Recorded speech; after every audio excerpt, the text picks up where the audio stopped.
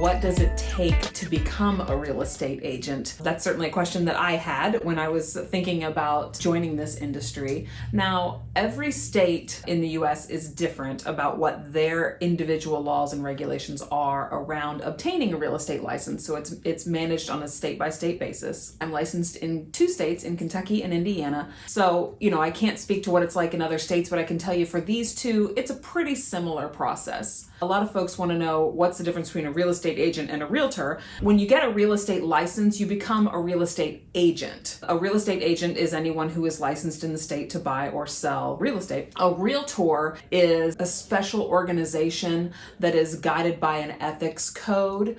And so once you become a real estate agent, you can join the National Association of Realtors by attending their workshops and agreeing to their code of ethics. Everyone who has a license is a real estate agent. Not everyone who has a license is a realtor. So that's a little bit of the difference between the 2.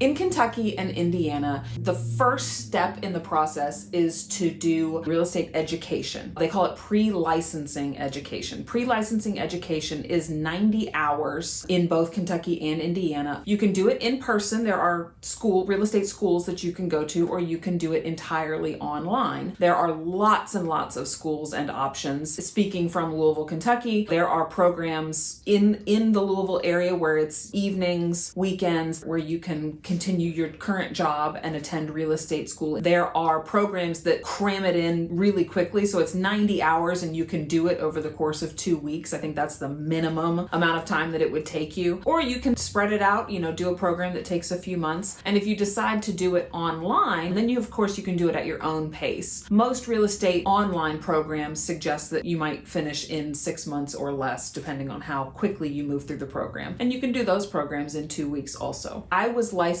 after taking pre-licensing education in Kentucky with the Thornton's Real Estate Schools. In Indiana, I did my pre-licensing education through the CE shop. Now, for Kentucky licenses, Keller Williams, the brokerage that I'm affiliated with, does have free real estate education through Kaplan University. The program is called KSCORE. We will put the link in the comments so that you can log on there and check out that. Real estate school costs vary. It's a few $100s. The cheapest that I've seen, of course, is KSCORE, which is free through Keller Williams. There are programs that are $300, $600, $700. Just look at what they're offering you, what you're paying for, and what you get for that. There are programs, one of the programs that I took included the state licensing exam in the fee. So just take a look at what it is that you're paying for and what you get for that. So the pre-licensing education is an overarching 90 hours that is half national education and half state education. The national guidelines include things like how to measure homes, how to work through settlement statements, and then we talk about the state guidelines and what the laws are within each individual state. And that's kind of what varies state to state. The national part of the pre-licensing is the same for everywhere. Some states will offer what's called reciprocity. So if you take the national exam and you pass the national exam, then you would only need to take the state portion of the pre-licensing and the state exam to get your license. So the state of Kentucky has reciprocity with Florida, Ohio, Tennessee, and West Virginia. A lot of folks ask about Louisville in particular because we are right on the state line with Indiana. Indiana and Kentucky do not have reciprocity at this time. They have in the past, they may in the future. But if you're going to obtain your license in both of those states, you do have to take the full 90-hour pre-licensing classes to get your license in both states. At the end of your pre-licensing education, you will take a final exam for your coursework. That's just the exam saying you've passed the pre-licensing class. That exam is included, typically with the fees that you pay for that class. After you pass your class and you get a certificate saying that you passed your class and you completed all 90 of your hours, you would then register within the state to take the state licensing test. Now that test, again, it can be done in person, it can be done online. I did the Kentucky one in person. I did it at University of Louisville. You have to register at a certain location at a certain time to take the test in person. In Indiana, I took the test online through PSI. So it's kind of like if you were going to take some like college level standardized test. It's the same sort of test in the same sort of environment. You get to bring 2 pencils and you have to bring a certain kind of calculator that doesn't have, crazy functions, and you can't have your phone and all of that you would do like for a big college exam. It's kind of the exact same thing. In Kentucky, when I took the test, it was $100 to take the test. In Indiana, it was like $60 to take the test. You can take it more than once, and oftentimes people do. If you don't pass the first time, you can take it again. You just schedule another test and take it again. You do have to pay each time you take it, but that's one of the things that you can look at when you're choosing your education. For example, the school that I was licensed at through Kentucky, they had a guarantee that if you didn't pass the test the first time, they would pay for you to take it a second time. So that was sort of their guarantee of like, look how good our education format is. We are so confident that you'll pass the first time that if you don't, we'll pay for you to pass the second time. It's just multiple choice questions. You just click through the answers. They schedule you for 2 hours or something, and it's just pass fail. You don't really know, like you got a 90% or, so if you're that high achiever, you're not going to get to know. You get a document that very day that says, okay, you've passed, and then immediately you need to affiliate with a brokerage.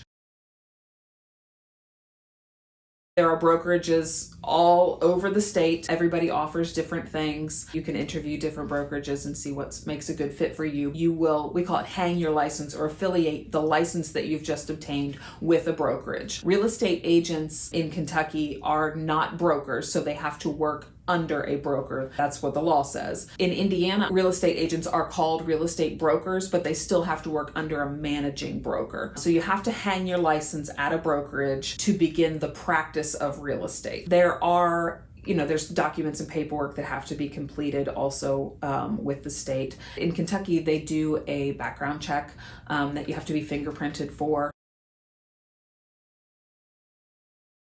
Once you have your license and you are affiliated with a brokerage, that's where the real work begins, right? Like now you're a real estate agent, and then now what? I didn't know what I was getting into. And I think a lot of other people don't. We see what they show on HGTV, we see the houses, we see the fun part, but we don't have any idea about kind of what the rest of it is, or at least I didn't. There are solo real estate agents and there are teams of real estate agents. I became a solo agent because I didn't know that there was another choice. All I knew was that I see one real estate agent when you're in the house looking at houses, But there are teams of real estate agents. When you first become licensed, not only are you in a brand new environment, of course, with brand new people like you would at any new job, you are also sort of singularly responsible for yourself. There isn't a boss. There isn't somebody necessarily watching over your shoulder and making sure that you show up at 9 and you get off at 5. And if you are the kind of person who needs a little accountability in your life to make sure that you are doing what you need to do to be successful, or if you are somebody who might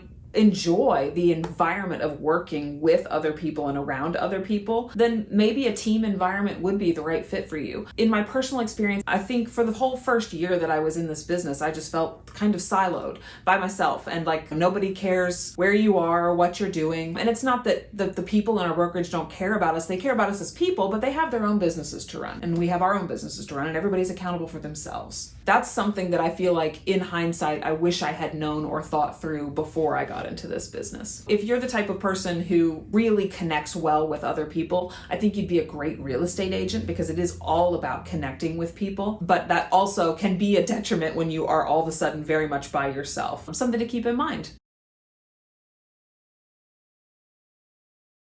Real estate agents are all considered self-employed. Even as a member of a team, you are still self-employed and running and managing your personal business, your personal financials, all of that. So you need to align pretty quickly with a good tax professional, a good bookkeeper. Somebody's going to help you manage the books, manage the process, make sure you're paying your taxes, all of that sort of thing. A lot of folks ask about health insurance. There are, of course, lots of options, both through the National Association of Realtors, sometimes through different brokerages and different team environments. If you are in a marriage or in a partnership with somebody who has health insurance benefits through their work, that can be an option for you. Those are the kinds of things that you need to think about as you step into a career where you are essentially self-employed.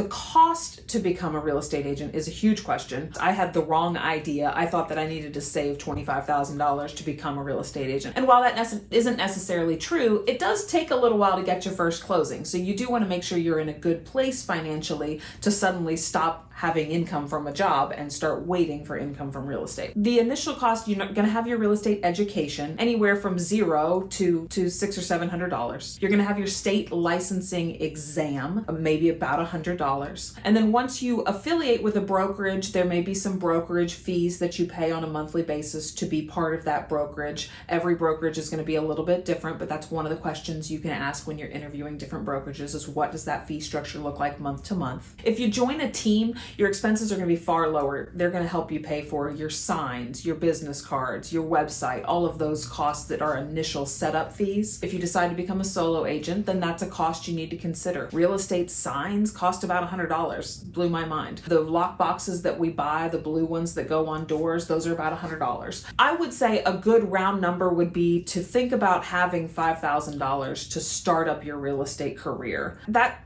is probably conservative. You could probably do it with $2,000, but with $5,000, you would really feel like you were starting off on a good foot and you could get everything that you needed to get rolling. In addition, if you're going to join the board of realtors in your local area, there will be fees. I'm a member of GLAR, the Greater Louisville Association of Realtors, and CIRA, the Southern Indiana Realtors Association. Both of those have fees associated, but that's also how you access the MLS, the multiple listing service, where we have all the houses and all the information. If you want and need to use the MLS, you are going to need to join your local board of realtors. Those costs are probably the highest cost that we face, rather than a single $100 here or there. That can be $500 twice a year, for example, for each board of realtors that you join. We also have insurance. We as individuals and as small business owners, our companies have insurance. So that's a few $100 here or there. $5,000 to sort of get started. You'll feel like you're in a really good place and you're really comfortable with covering all of your needs from the get-go. You have 2 years to do post-licensing education, which is another chunk of hours, 40 to 50 hours, that you need to complete within 2 years of obtaining your license, just to make sure that you have a really good, strong, well-rounded education right off the bat. And then year after year, there'll be a much smaller chunk of continuing education hours to keep your license, much in the same way that a teacher works. They're constantly, checking in, taking classes, doing some education to make sure that they can keep their license. In Kentucky, there is a single day of education required every 4 years to check in on the law. What has changed in the last 4 years? What's updated? We call it KSCORE. Your post-licensing education and continuing education also can be done in person or can be done online. There's a fee for that. Every class has a different fee, but it's never very much money. The biggest chunk is that post-licensing education, which is probably going to be a couple $100. After you've completed that, then the regular education that you do every year is like 12 hours or something like that, to where it's not very much and you can spread it out over the year. For more information and content like this, make sure that you like and subscribe to our channel.